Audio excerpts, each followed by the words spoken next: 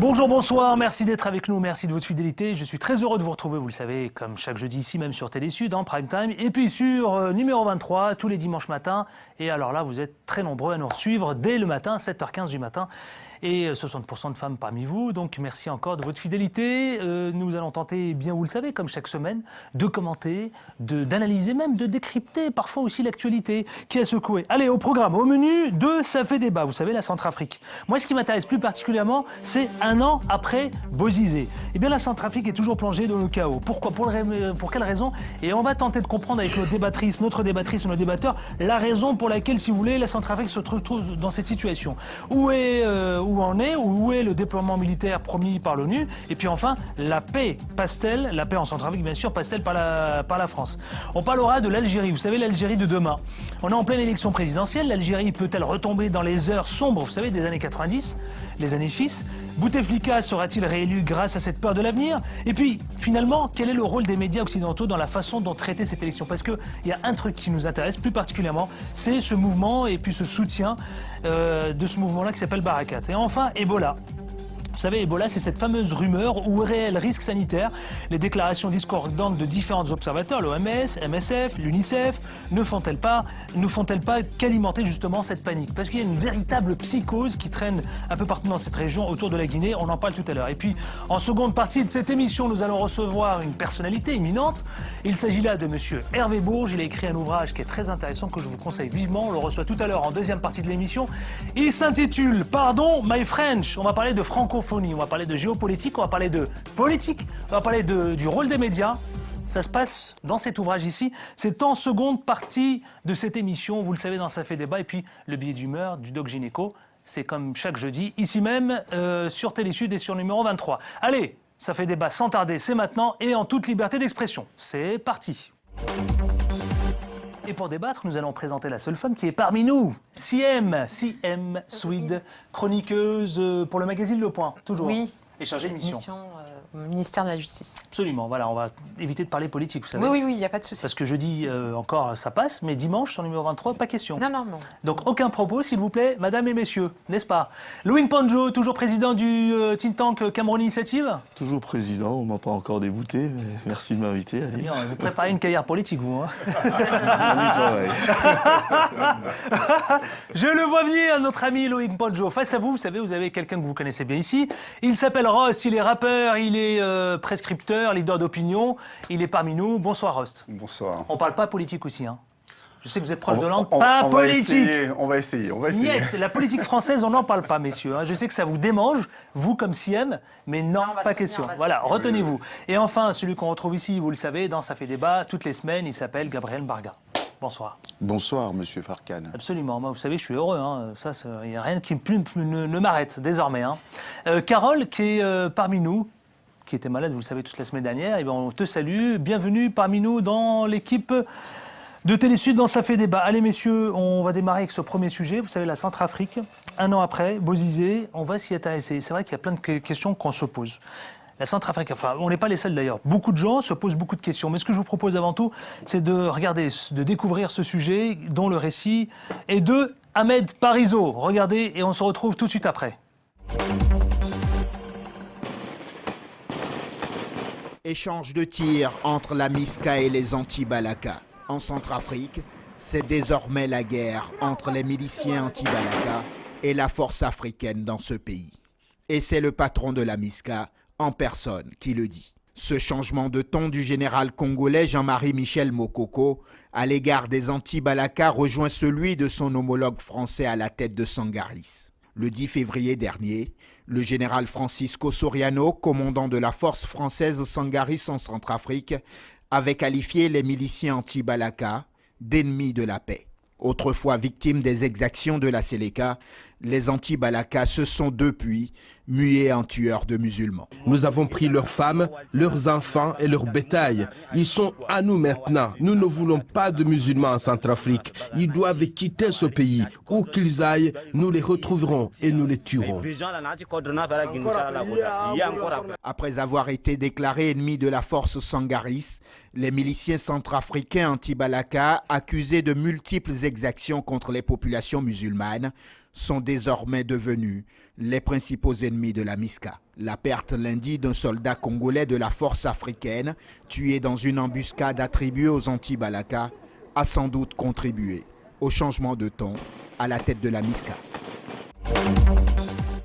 Et vous savez, nous, on est très proche des réseaux sociaux. La page Facebook, vous savez, elle existe. J'aime. Et puis surtout, vous commentez, vous réagissez en direct sur la page Facebook qui s'intitule « Ça fait débat ». Et puis sur Twitter, @CFD, tout simplement. Et je tenais plus particulièrement, là, c'est un message un peu personnel, plus particulièrement à remercier tous celles et ceux. Vous savez, vous avez été très nombreux à me remercier, à me féliciter, surtout à me féliciter.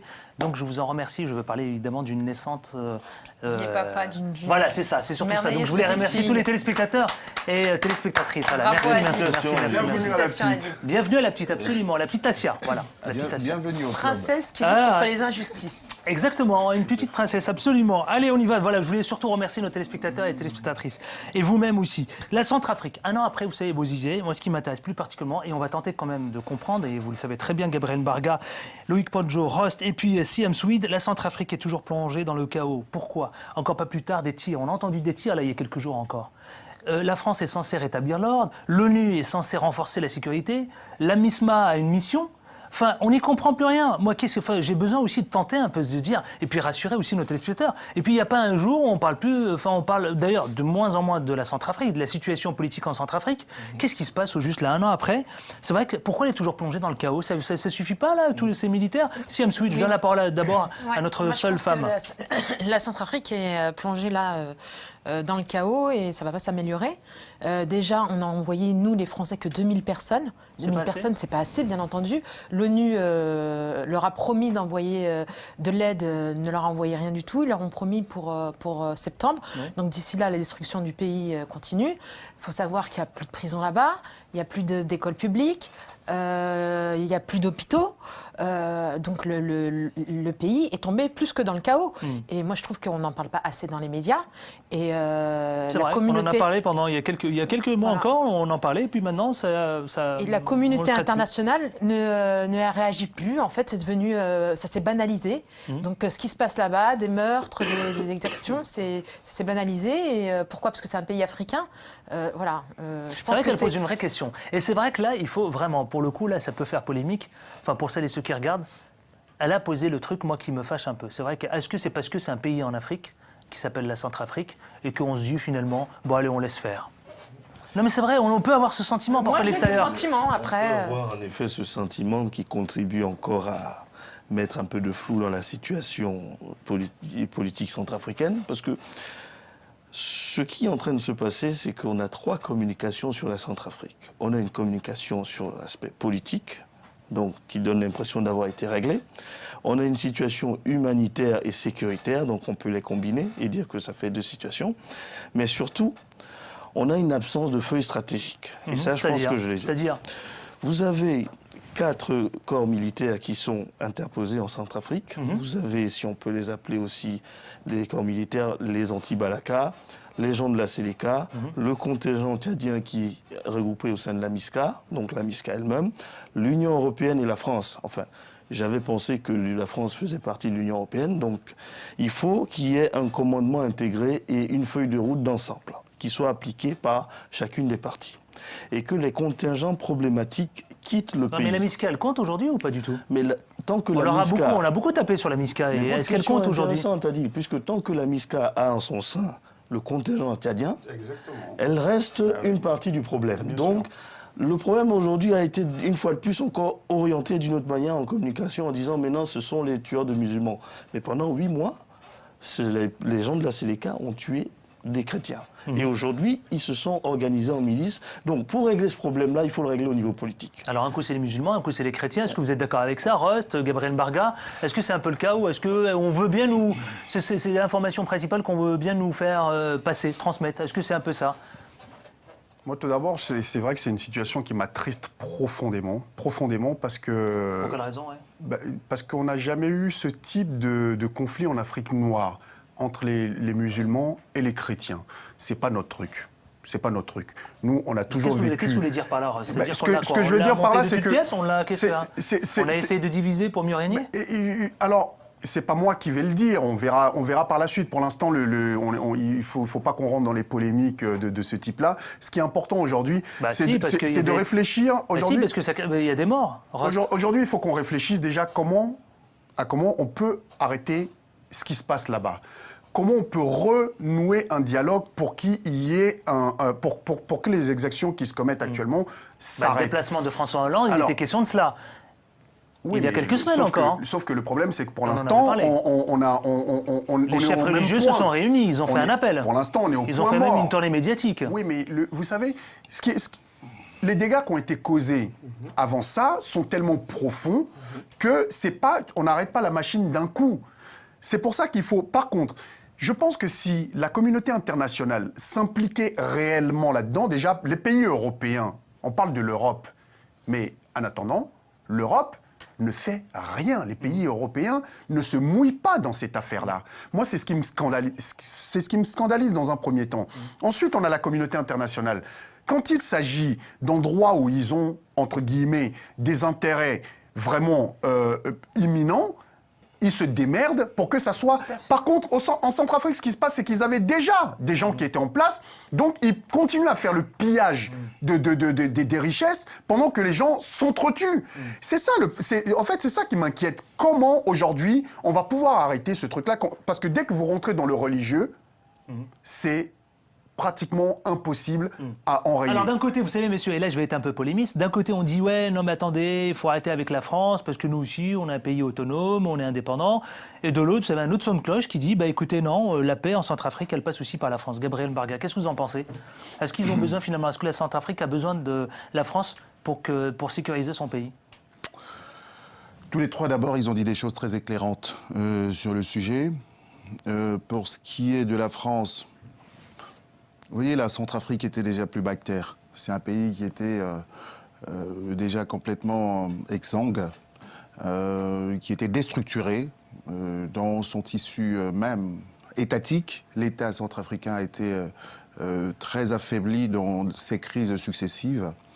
Et la Centrafrique a besoin de tout le monde, désormais. Elle a besoin d'elle-même, de ses intellectuels, de ses autorités, de son patriotisme. Elle a besoin de ses voisins, elle a besoin de tout le monde. Parce qu'arriver à un tel état de délabrement, on ne peut pas se passer d'aide. Mais il faut peut-être que le bon diagnostic a été fait. Mais ceux qui connaissent le bon diagnostic sont aussi les acteurs qui laissent pourrir une situation simplement parce que dans les questions d'enjeux géopolitiques et stratégiques, il y a beaucoup de ce qu'on pourrait appeler d'un point de vue moral du cynisme, mais ce n'est pas perçu comme cela. Qui sont les acteurs en Centrafrique? D'abord, il y a des acteurs que l'on ne voit pas. Il y a un acteur important que personne ne voit et dont personne ne parle, qui s'appelle les États-Unis. Vous allez me dire, ah bon, bah oui, parce que c'est la déstructuration de la RDC Congo, c'est le Rwanda, c'est même le Soudan. C'est tout ça qui fait la Centrafrique. C'est-à-dire qu'un ensemble d'intérêts globaux, mondiaux, très importants, qui font qu'on arrive... Il y a un mouvement de géopolitologues aujourd'hui qui appelle ça maintenir un état de tension basse. C'est-à-dire que quand un état est dans la peur, le chaos permanent, toujours la menace, pendant ce temps, c'est le business qui tourne, uniquement le business. Ça arrange les Américains finalement. Pas que eux. Je veux dire qu'ils font partie du problème. Les Français, quand vous parlez, il y a d'abord les Centrafricains et puis il y a tout le monde, les Tchadiens et puis il y a d'autres. Quand vous parlez, par exemple, de problèmes confessionnels aujourd'hui. Encore, allez-y. Je vais faire vite, je vais essayer. Ce à quoi il faisait allusion, en disant qu'en Afrique noire, ce n'était pas notre truc. Il prend l'exemple de l'islam africain qui est connu au Sénégal, au Cameroun ou ailleurs, qui coexistait avec les autres religions et vice-versa. Mais c'est vrai qu'il coexiste, oui, ne faites pas de lapsus. Mais dans un cas, il y a deux cas qui viennent de démentir. Il y a le Nigeria, avec la question Boko Haram. C'est-à-dire qu'en réalité, le problème n'est pas confessionnel, en vérité. C'est-à-dire que la religion devient le réceptacle d'autres enjeux. En Centrafrique, il y a d'abord eu la déstructuration politique, il y a eu une attaque qui est venue de l'extérieur, Et il y a eu une espèce de haine exacerbée contre ceux qui incarnaient cette arrivée de l'étranger. Et quel était le dénominateur auquel on pouvait les réduire? C'était la religion. Et puis, on arrive à des choses extrêmement dramatiques aujourd'hui. Allez, on va avancer, s'il vous plaît, si vous voulez qu'on puisse traiter. On ne peut pas, s'il vous plaît. Vraiment, on ne peut pas. On est obligé de passer au second sujet. Qui joue un jeu pas dangereux dans cette partie de l'Afrique et qui risque de continuer à déstabiliser toute la zone si on ne fait pas quelque chose, si la communauté internationale ne fait pas quelque chose. C'était le mot, en tout cas, Le mot pour communauté clore. internationale, c'est un mot dangereux. Clore parce que ce ça premier concerne une chapitre, s'il vous dizaine plaît, de pays messieurs. qui font la loi surtout. Messieurs, Et il qui garantissent faut leurs absolument intérêts qu'on avance, aussi. sinon on va prendre du retard. On est déjà un peu légèrement en retard. Allez, on va parler de l'Algérie. L'Algérie de demain, vous le savez. Les élections présidentielles algériennes, bien sûr, on en parle tous les jours. Tous les jours, il n'y a pas un jour où il n'y a pas un traitement, si vous voulez, différent. Entre le mouvement Barakat, qui prend de l'ampleur, et en plus, en même temps réprimandé, il y a une vraie répression sur le terrain là-bas, à Alger, et puis dans toutes les manifestations qui se tiennent dans différentes villes de ce pays, qui est l'Algérie. Et puis, Bouteflika, la question, c'est vrai c'est officiel, ça y est, il est candidat pour la 4e fois. Ça vous fait sourire, je le sais. Mais bon, on va en parler. On n'a pas de sujet à vous proposer, parce que c'est pas un sujet assez complet qu'on pouvait ici vous soumettre. Mais ma première question, s'il vous plaît, c'est l'Algérie. Est-ce qu'elle, finalement, peut-elle retomber, vous savez, ces fameuses années noires, ces années sombres des années 90 ? Est-ce que c'est possible, ça ? Moi, je ne pense pas. Siam. Je ne pense pas parce que le pays est malheureusement bien tenu par Bouteflika. Et il faut savoir, malheureusement, bien sûr, parce que la démocratie n'est pas présente, c'est l'homme invisible, le président invisible de ce pays. Il est très malade. On voit que c'est son ego et sa fierté qui est surdimensionnée et qui veut mourir en plein mandat et qui refuse de lâcher le pouvoir. Et il faut savoir que pour que la révolution, en tout cas... Finalement, vous êtes en train de nous dire qu'il sera peut-être réélu grâce à cette peur et la crainte, justement, de l'avenir du pays, c'est ça ? Oui, tout à fait. Et en plus de ça, déjà pour engendrer une nouvelle révolution, il faut que l'armée s'impose contre le dirigeant. Il a l'armée avec lui, il a le syndicat des patrons avec lui, il a une grande partie des gens qui sont très puissants en Algérie avec lui. Et il a envoyé ses représentants partout dans toute l'Algérie pour le représenter, pour le défendre. Donc non, ce n'est pas ces quelques personnes qui vont changer le pays ou qui vont faire sortir Bouteflika. Et ça m'attriste, parce que la démocratie. Si je vous écoute parler Siam, Swede, ça ne nous rassure pas du tout. Autant la semaine dernière, on avait dit, ouais, il y a cette possible démocratie qui peut s'offrir à la population algérienne. Là, vous êtes en train de dire, attention, non, l'armée contrôle tout et il n'y a pas moyen de faire quoi que ce soit. Et en même temps, c'est vrai, vous n'êtes pas dans l'utopie là. Loïc Mpanjo, s'il vous plaît, je donne la parole à Ross. Et ensuite, on peut se couper la parole ici. Et ensuite, Loïc. Ross. Alors, je suis interpellé par le malheureusement tenu.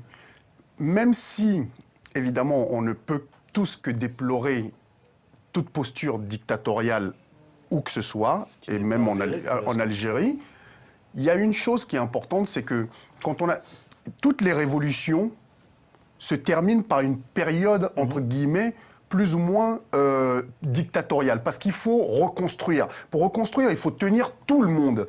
Il faut remettre tout le monde au pas. Et donc, à la rigueur, je pense que c'est aux Algériens d'ailleurs, qui vivent en Algérie, pas les Algériens qui vivent ici d'ailleurs, qui vivent en Algérie, c'est à eux à un moment de savoir si la situation est la bonne d'ailleurs pour eux. Mais de deux, c'est que ce qui se passe là-bas, si on laisse la situation, bien évidemment qu'il faut ouvrir les voies démocratiques, mais il faut les faire progressivement.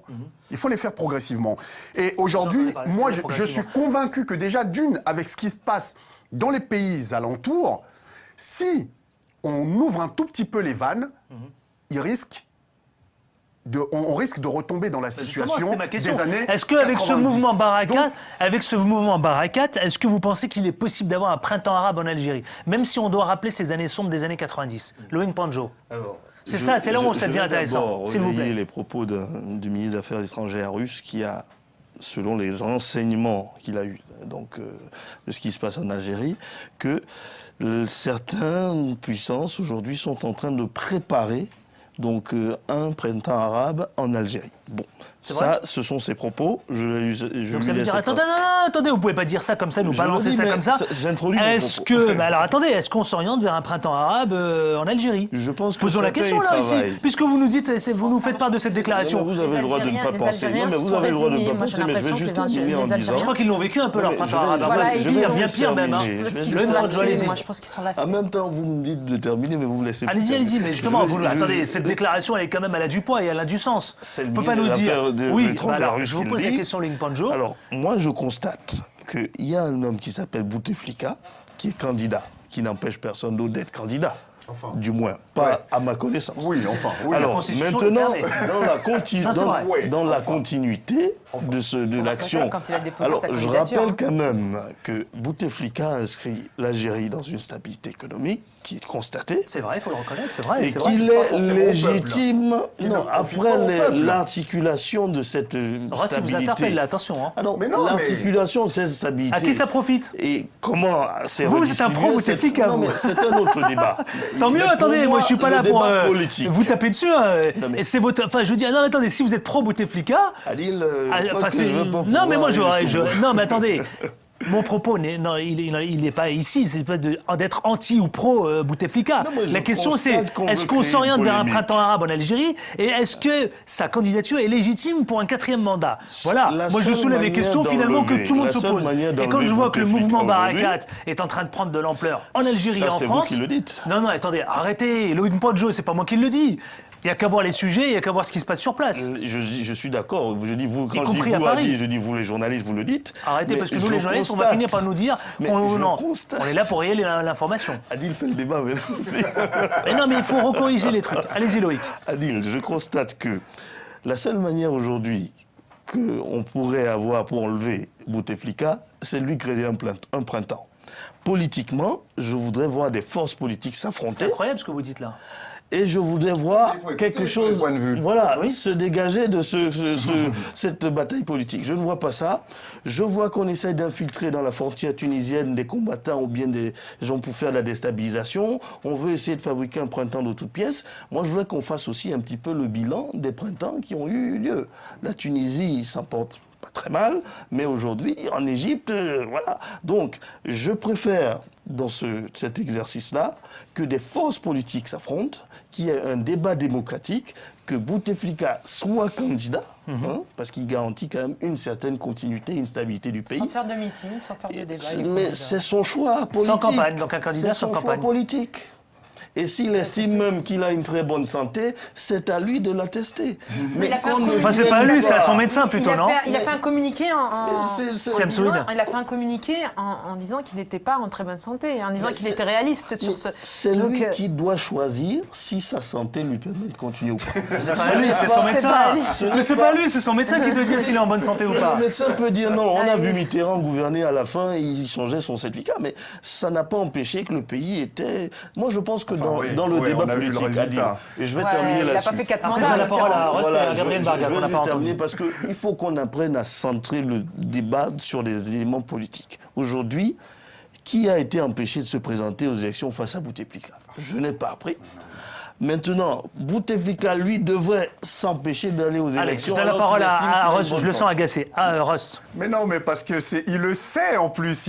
comment Là, il le il sait, mais- dit une chose et lui-même il sait que c'est pas réaliste. On sait très bien que dans ces pays-là, c'est quoi, compliqué. ces pays-là Non, mais dans ces pays où il y a la pseudo élection, comme dans beaucoup de pays d'ailleurs d'Afrique noire, où les opposants sont souvent brimés, où les opposants C'est pas sont... possible Non, de mais, dire mais, ça sur un mais plateau. non, Mais comment mais vous moi, pouvez mais parce que je vous dis... Bah, je vous laisse, attendez, ça je fait vous dis, débat. moi, je Bah, vous dis ce que est-ce je que vous pouvez pense nous en tant expliquer Attendez, qu'Africain. pour éviter et- les et- dérapages de et- et propos, du pour constat éviter... politique. Non mais attendez, Ross, pour éviter les dérapages de propos, enfin, lui il considère que c'est un dérapage, il dit que c'est pas possible Non, mais- de tenir ce genre de mais propos c'est- sur le plateau. mais c'est son point de Est-ce vue. que vous pouvez nous Ça veut exprimer dire que clairement le votre pensée? Sénégal, non, mais je veux dire, il n'y C'est-à-dire- a pas de... Non, non, parce que c'est vrai, Ne mélangez pas c'est tout. vrai, on Le peut- Sénégal, attendez. c'est le Sénégal, c'est le pays qui peut donner une belle leçon de démocratie à toute l'Afrique. Bon, alors, à toute je l'Afrique. m'inscris en faux, pas mais le, pas le je Sénégal. laisse passer parce que on juste- ne peut pas faire débat dans des conditions comme ça. Mais non, mais Possible. attendez, mais vous pouvez... Donc vous adoptez la même Pour posture revenir à dictatoriale que l'Algérie. Bouteflika, alors. Non, la politique, pour moi, quand il y a Mais non, mais dictature- sincèrement. Non, mais attendez. Je partage ce que dit Ross. là. Mais non, Vous mais... avez le droit. Mais parce que... Rassurez-vous. Mais vous Sur ce pensez point, que vous avez le détenez droit la de vérité partager. ou pas? Mais je Votre vérité est-elle politiquement, absolue? Personne n'est empêché de se participer au scrutin, ni Bouteflika, Officiellement. ni qui que ce soit. Officiellement. Je veux voir ce qui va se Ross, passer au finissez niveau votre propos. d'une bataille Ross. politique. Non, mais... bon, Allez, laissons-le, s'il vous plaît. après, Laissons-le aller jusqu'au bout de sa Ça, on pensée. pourrait polémiquer pendant Allez, des heures et des allez-y, heures dessus, Ross. mais pour être plus factuel et plus concret, c'est vrai que le risque de déstabilisation, il est là. Parce que c'est une économie qui est prospère, bien évidemment, avec des réserves énormes. C'est un des seuls pays d'ailleurs d'Afrique où ils ont une réserve financière de je ne sais pas combien de milliards, de 3000 milliards je crois, un truc Oui, comme c'est ça, ça, c'est ça. qui sont bloqués sur un compte qui ne servent pas au peuple pendant que le peuple est en train de souffrir. C'est exactement ce que je vous disais tout à l'heure lorsque vous parlez d'une prospérité Moi, je ne sais pas économique. quel est votre pouls avec lequel vous avez mesuré la souffrance du peuple algérien. Bah alors allez, Mais elle a raison. on Attendez, parlait oh là là, Loïc, allez, s'il vous plaît, vous on pouvez pas dire ça. allez, on Le parlait taux de au chômage peuple. est l'un des plus importants quand même. Vous pouvez pas dire ça. L'Algérie a consacré Les jeunes, il y a ses toute une jeune ressources. génération. Non, mais je veux dire qu'il y a La des jeune génération vérités. algérienne Non, est quand même ne on demande qu'une peut seule chose, dire et tout n'aspire ce qu'on veut. qu'à une seule Nous, on chose, discute avec le c'est peuple. de travailler. Excuse-nous, vous avez C'est le de droit de travailler. Vous pouvez Et discuter l'Algérie, je avec peux vous les dire, je dirigeants, mais connais. nous, on discute avec Allez, le peuple. Gabriel Barga, le mot de la fin, et on passe au troisième sujet. Donnez-nous votre sentiment, s'il vous plaît. Ma question, je peux la poser encore plus claire. Est-ce qu'on s'oriente vers un printemps arabe? Printemps arabe en Algérie. Tu essuies la fin. Je ne sais pas. Je sais que le système Bouteflika garantit un certain nombre d'intérêts et que Bouteflika agrège des intérêts partisans, des syndicats, des militaires, du pétrole, de plein de gens. Et qui ont estimé que pour l'instant, ils vont le maintenir, mais ils ne font qu'ajourner le problème. Ouais, je Allez, trouve ça troisième sujet. Vous savez, ce sujet qui a énormément secoué la semaine, cette fièvre qui fait des ravages, voire des morts, Ebola, rumeur ou réel risque sanitaire. C'est un sujet qu'on va tout de suite observer, regarder avec beaucoup d'attention. Et c'est un récit de Moïse Munkoro. Voilà, regardez et on revient en débattre ici.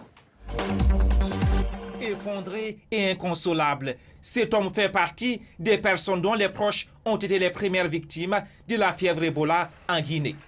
En quelques jours, il a perdu 8 membres de sa famille, y compris sa femme qui était enceinte. Mon famille, il est fini maintenant. Non, mon famille, il y a 8 personnes. Et il est fini. C'est dans cette région de la Haute-Guinée que les premiers cas de la fièvre Ebola ont été décelés. L'épidémie a déjà fait une 60aine de morts. Le gouvernement guinéen est en état d'alerte maximale. C'est la première fois que le pays fait face à cette épidémie. Des médicaments et des kits de protection ont été envoyés en urgence dans les zones touchées. Le ministère de la Santé, en collaboration avec ses partenaires, a pris les mesures suivantes. Le traitement gratuit de tous les malades dans les centres d'isolement.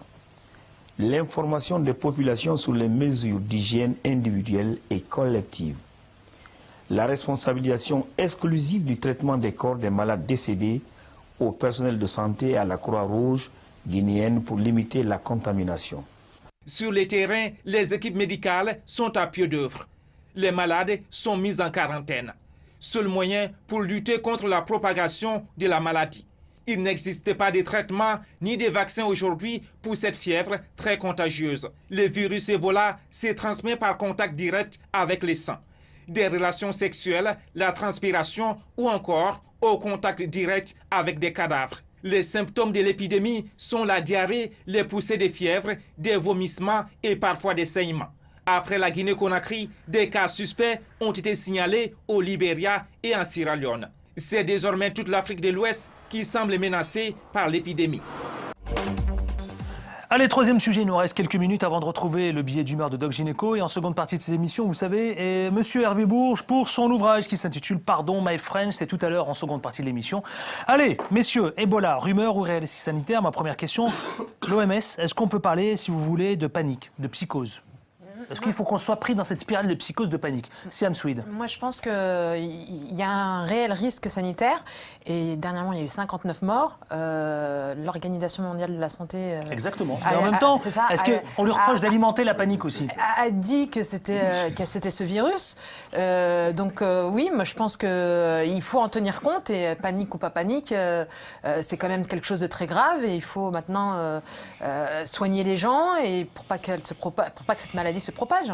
Alors l'OMS parle de cas suspects. Vous savez, il y a des maladies qui peuvent en avoir comme résultat le même symptôme. Et ils disent en même temps, pour les pays frontaliers, ma question va être claire, peuvent-ils éviter justement que ça se propage, ce virus-là? Est-ce qu'on peut être inquiet? C'est ça ma question, est-ce qu'on peut être inquiet? Parce qu'on a l'air là, quand on... Oui, évidemment, tout le monde parle d'Ebola comme si, ça y est, attention là, psychose. Non, mais justement, il faut faire attention à pas installer une psychose, mais en même temps, faut comment circonscrire le virus? C'est ça la grande question. Ça, après, c'est aux spécialistes et aux médecins de répondre à ces questions-là. Mais évidemment que à partir du moment où vous avez un certain nombre de morts, l'OMS alerte de toute façon. Après, c'est aux uns aux autres qui sont spécialisés là-dedans de faire le nécessaire. C'est pas la première épidémie qu'il y a. Donc, à partir de ce moment-là, ils ont quand même... En même temps, ils soulèvent de vraies questions. C'est de dire, attention, comment limiter le virus aux frontières? C'est ça aussi, les précautions à prendre pour limiter le virus. On ne limite pas les virus aux frontières. C'est une maladie meurtrière, quand même. C'est une maladie meurtrière. 90% des gens meurent de cette maladie. Mais c'est pour ça qu'il faut... Gabriel Barga, et ensuite après, Loïc Panjo. Gabriel Barga. Est-ce qu'il faut être en panique? Mon avis est que s'il y a des maladies, en plus contagieuses, très rapides et meurtrières, Ebola fait des ravages, là. Plutôt que de se poser des questions sous l'angle de la polémique, on participe à la panique dans ce cas-là. Il faut peut-être simplement... Qui? C'est on? C'est les médias? Nous-mêmes, là, si on va dans cette direction. Justement, ça fait débat. Est-ce qu'il ne faut pas calmer le jeu, Je pense que s'il y a des gens qui nous suivent en Guinée, il faut leur rappeler ce que c'est l'Ebola. Il faut commencer par sensibiliser, informer. C'est une maladie qui se transmet très rapidement, apparemment au contact de certains individus qui vivent dans certaines biosphères, au contact de certains animaux qu'ils consomment, et qui se répand très rapidement. C'est surtout la prévention. C'est-à-dire quand on est dans une zone où des gens sont atteints, il faut plutôt éviter des contacts, notamment l'OMS signale au moment des cérémonies mortuaires, parce que dans beaucoup de rituels, on se rapproche des corps, etc., pour un certain nombre de rites. Même s'il y a une exagération sur l'étendue de ces rituels-là, que je ne connais pas pour ma part, pourtant je viens d'une zone bantoue. Pas de panique. Je dis... Il faut dire aux gens ce que c'est et comment se comporter. Moi, je dis pas de panique. Et puis, peut-être qu'il y a une recherche aussi à approfondir sur ces maladies, parce que c'est les voisins qui sont inquiets, surtout. Souvent, la recherche... C'est les voisins. C'est légitime. Moi, je dis pas de panique. Je pense que l'Ebola, ce n'est pas une nouvelle épidémie, comme l'a dit, mais surtout, les conditions dans lesquelles ces virus sont propagés sont connues. Donc, maintenant, il faut en effet que des experts médicaux et des experts en santé aille sur le terrain confirmer la présence effective du virus Ebola et non pas 2-3 symptômes. Je trouve 59 personnes sur une étendue d'une population. On peut s'alerter, mais je pense qu'il faut bien regarder les choses avant de porter un... Mais ça a été confirmé que c'est ça. Oui, par l'Institut. Ça a été confirmé. Oui, ça a été confirmé. Non, il faut que ce soit reconfirmé donc voilà, par les experts. celles et ceux qui nous regardent, s'il vous plaît, voilà, on a un peu... Voilà. Pas de panique, ne soyez pas dans une psychose, bien au contraire. Renseignez-vous, comme l'a rappelé ici nos débatteurs et notre débattrice. Il faut qu'on sensibilise aussi. C'est aussi notre rôle, sensibiliser évidemment les populations. Il faut qu'on se mobilise. Absolument, et mobiliser si c'est le cas, absolument. Loïc Panjo, président du Titan Cameroun Initiative. Voilà. Il se présente bientôt à la présidentielle, c'est ça? Oui, si le jour je serai soutenu par Adil, bien sûr. Ah bon, je viens de l'apprendre, j'étais pas au courant. Rost, polémiste, rappeur et leader d'opinion. Merci Rost.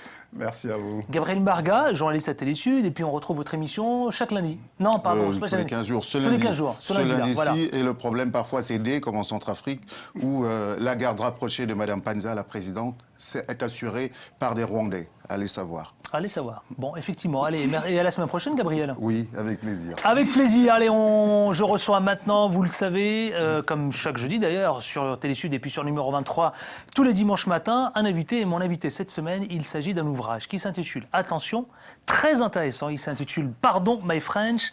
Et c'est tout de suite, c'est maintenant, dans Ça fait débat, Monsieur Hervé Bourges. Mon invité cette semaine dans Ça fait débat sur Télé Sud et sur numéro 23, il s'agit là de Monsieur Hervé Bourges. Alors, Monsieur Hervé Bourges, qui est-il? Ancien président de RFI, de TF1, de France Télévisions et du Conseil supérieur de l'audiovisuel, ce qu'on appelle donc le CSA. Je suis ravi de vous retrouver, mais vous êtes là non pas pour parler de votre carrière, je serai honoré évidemment. D'abord, merci d'avoir accepté notre invitation. Monsieur Bourges, vous êtes là pour parler de votre ouvrage qui s'intitule « Pardon, my French, la langue française, un enjeu du XXIe siècle » aux éditions donc Cartala. Le voici pour nos chers téléspectateurs et téléspectatrices. Pourquoi vous avez eu envie de parler de la langue française? C'est vrai que c'est étonnant. Après tout, quand on connaît votre carrière brillantissime, que je respecte énormément et que beaucoup de gens respectent, vous décidez là de dire... Enfin, le titre, j'aime beaucoup, « Pardon, my French ». Pourquoi? Excellent ouvrage d'ailleurs, je l'ai lu très attentivement. Je le conseille d'ailleurs à nos amis étudiants, lycéens, parce que vous nous faites une véritable plongée dans l'histoire. Pourquoi Pardon, my French, Monsieur Bourges? Pardon, my French, c'est quand les Américains, et notamment 3 grands présentateurs de télévision, veulent se moquer des Français. Ils disent Pardon, my French, alors aussitôt les téléspectateurs américains qui comprennent pas bien la France et qui comprennent pas bien le français se disent tiens, on va parler de choses rigolotes et de choses grivoises. Oui, mais Monsieur Bourges, quand on connaît votre carrière, c'est vrai qu'on est surpris.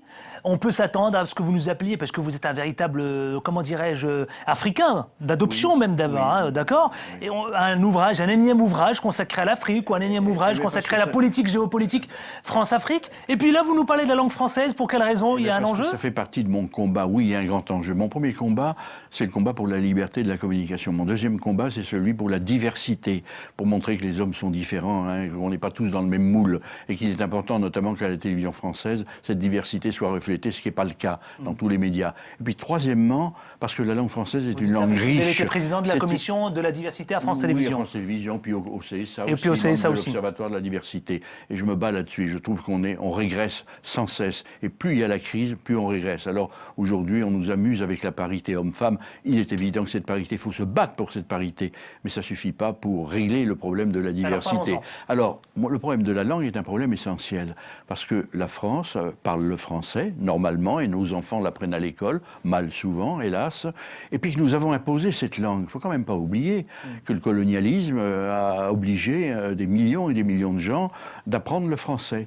Et alors à ce moment-là, vous avez raison, Monsieur Bourges. Je vous interromps 30 secondes. Vous dites cela parce que c'est vrai que la population africaine, par exemple, au Maghreb, et puis en Afrique du Nord, et puis dans certains pays, au Sénégal, par exemple, ils ont un français très châtié. Et on a noté, justement, que la population africaine parle beaucoup plus français, un français, justement, châtié, courant, je dirais, mieux que certains ici, chez nous, en France, et encore mieux qu'à l'époque de la colonisation. Comment on explique cela, Monsieur Bourges? Vous avez tout à fait raison. Comment on l'explique? Ceux qui ont ce fossé, ce décalage ont obligé les gens à apprendre le français, qui sont les Français eux-mêmes, le parlent mal, parce qu'ils sont obnubilés par la langue anglaise, soit par snobisme, soit par nécessité commerciale, et on ne parle plus bien la langue française. Que ce soit dans l'administration, que ce soit dans les entreprises, que ce soit dans les médias, ou que ce soit ailleurs, le français est considéré comme une langue inférieure. Il y en a même qui disent le français n'est plus utile, il faut parler l'anglais. Ils parlent d'ailleurs un très mauvais anglais. Vous savez que l'anglais de Shakespeare et l'anglais de la reine, c'est 17 000 mots. L'anglais, le basic English, c'est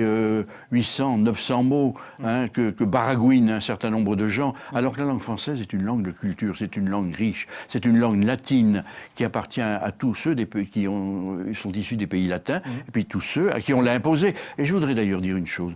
Ceux à qui on l'a imposé, ils pourraient dire, c'est un héritage du colonialisme, on ne parle plus le français. Or, ils se le sont appropriés. C'est Kateb Yassine, le grand écrivain algérien, qui dit c'est une prise de guerre, c'est un butin de guerre. Et ce butin est un butin magnifique, je m'en sers pour mon combat. Il y a quelque chose qui m'a interpellé, Léa, vous venez de parler de rôle des médias. Justement, le rôle des médias. Vous le savez, je ne vous l'apprends pas, les Africains, tout le continent africain, francophone, je parle, regardent régulièrement les médias français. D'accord? Est-ce qu'il y a, vous pensez, là, dans ce rôle des médias français, un rôle d'éducation, un rôle de savoir, évidemment, à travers cette langue française? Ça devrait être le cas. Quand on pense à TV5, qui est un échec, quand on pense à France 24, qui n'a pas encore, si vous voulez, qui n'est pas totalement installé encore sur le continent. Je suis content qu'ils existent, mais c'est vrai que... Aujourd'hui, quand on regarde la télévision française, c'est pour regarder la télé-réalité, par exemple. Pas nécessairement, mais c'est vrai. Puis avec Internet, avec les réseaux sociaux, etc., il faut dire que l'information, on peut la trouver ailleurs que sur les médias audiovisuels ou de presse écrite. Et vous savez très bien que les gens s'informent partout, ils s'informent entre eux-mêmes. Mais ce qui est justement justement dramatique, c'est que ceux qui utilisent la langue française l'utilisent mal. Ils prennent des termes anglais. L'autre jour, j'étais sur une radio, et je l'ai dit d'ailleurs aux gens de cette radio, et j'entends parler de la météo. Et un type qui présente la météo très bien, et qui dit à la fin de la semaine, et on le reprend en lui disant, mais enfin, vous pourriez dire week-end. Vous vous rendez compte, c'est le truc inverse qui se fabrique aujourd'hui.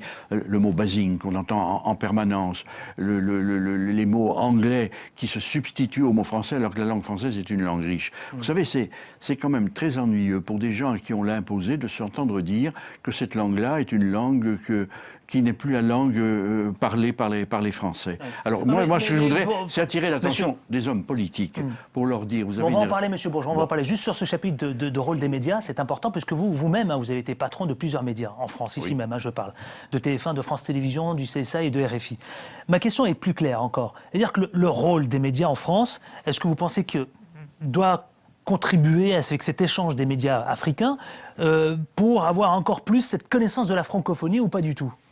Est-ce que le rôle des médias, il a son importance, Monsieur Bourges ? Il a une importance considérable. Médias français, médias africains. Mais bien sûr, et je dirais qu'aujourd'hui, avec la TNT, avec les ouvertures qui sont manifestées au travers du satellite, au travers du câble, font qu'aujourd'hui, un vrai dialogue des cultures devrait exister, et notamment au travers d'une langue qui est commune à, pour le moment, 230 à 300 millions de locuteurs dans le monde.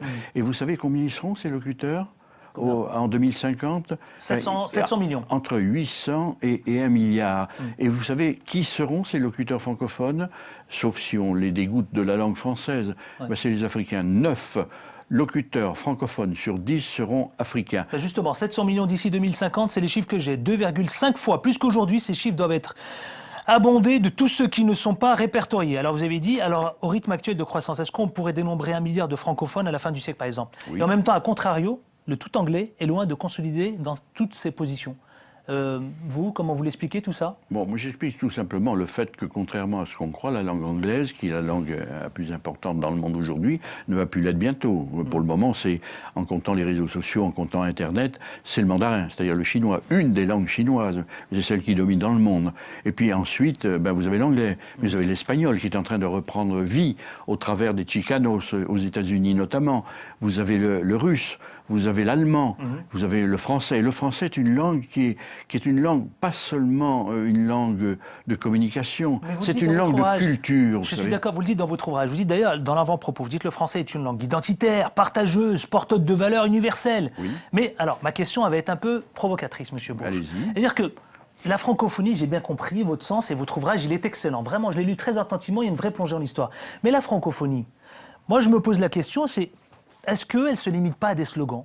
Parce que quand je regarde entre M. Diouf, entre vous-même dans votre ouvrage, est-ce que simplement c'est pas des slogans ? Est-ce qu'il ne suffit pas simplement d'afficher des intentions et on n'est plutôt pas du tout dans les actes ? Monsieur Bourges, il n'y a pas un décalage là ? On peut le penser. Moi, je ne le crois pas parce que la francophonie, bien sûr, c'est une institution et comme toute institution, elle est lourde, elle est bureaucratique. Il y a des gens qui y sont pour vivre leur vie sans qu'ils aident véritablement la langue française. Mais en même temps, c'est quand même 77 pays qui se reconnaissent de la langue française. Pourquoi est-ce qu'il y aurait le Commonwealth d'un côté avec tous les pays qui ont été colonisés par la Grande-Bretagne et qu'il n'y aurait pas des pays qui ont eu le français en partage qui se regrouperaient pour défendre cette langue, pour défendre ses valeurs, pour défendre la liberté, pour défendre la communauté d'esprit et d'intention, mais aussi la diversité culturelle. Parce que quand on défend priorité politique, c'est ça ? Quand on défend le français, géopolitique, politique ? Oui, mais politique avec des régimes différents. L'essentiel, c'est que les gens parlent la même langue et qu'au travers de cette langue, ils veuillent bien communiquer et aider à la liberté de la communication et aider surtout aux cultures de pouvoir dialoguer entre elles et se développer. C'est quoi, c'est une réalité économique par exemple, alors, si je vous dis aussi, de coopération nord-sud, sud-sud, qui favorise justement la francophonie ? C'est aussi une réalité économique. On a dit que pour pouvoir faire du commerce, il fallait parler anglais. Mais vous savez, vous avez des gens qui sont très heureux de parler entre eux français et d'établir des relations nouvelles. Vous savez, vous avez des Chinois qui apprennent le français, vous avez des Russes qui apprennent le français. Vous avez même aux États-Unis, il y a des écoles publiques qui ont des cours en français financés par le privé, parce qu'on se rend compte que c'est une langue riche, vous savez, une langue de, je dirais pas que c'est la langue des droits de l'homme, hein, parce que c'est certes la France est le pays créateur des droits de l'homme. Est-ce que c'est encore le pays des droits de l'homme? Je n'en sais rien. En tout cas, c'est une valeur qui nous est commune aujourd'hui. Et chaque fois que quelqu'un se bat pour la liberté, chacun pour le droit de la personne, ben, il se bat pour quelque chose qui est une acquisition faite par la langue française. Donc vous êtes en train de nous dire, là, si j'ai bien compris, que la francophonie finalement et que la langue française est une chance linguistique. Oui, c'est une grande chance linguistique. Alors, en même temps... Si je vous écoute, attendez-moi, c'est ce que je comprends, moi, monsieur Bourges. Je voudrais vous dire tout de suite, en se battant pour la langue française... Alors pourquoi ils ne saisissent pas cette chance? Alors vous êtes en train de nous dire que c'est une chance linguistique, et de l'autre côté, j'ai le sentiment qu'ils ne saisissent pas cette chance linguistique. S'ils ne la saisissent pas, tant pis pour eux. Moi, je dis une chose, quand vous battez pour la langue française, vous battez pour le multilinguisme. Est-ce que vous savez, c'est l'UNESCO qui le dit, qu'il va y avoir, d'ici la fin de l'année, d'ici la fin, pardon, du siècle, près de 600 langues qui vont disparaître. Et ces 600 langues qui disparaissent, c'est des cultures, c'est des histoires, c'est des traditions qui vont disparaître. Alors battons-nous pour la langue française, comme il faut se battre pour toutes les autres langues. Monsieur Bourges, votre combat aujourd'hui, c'est ça, clairement, c'est d'aller défendre la langue française. Mais c'est quoi, vous avez été, on vous a missionné pour défendre personne? Je vais vous dire une chose, j'ai occupé des fonctions dans les médias, comme vous le savez, mais il se trouve que le président Diouf m'a demandé à plusieurs reprises d'être le grand témoin francophone, par exemple. J'étais le grand témoin francophone aux Jeux Olympiques d'Athènes, en 2004. Vous savez ce que j'ai fait? J'étais tous les jours au village olympique. Et vous savez ce que j'ai vu?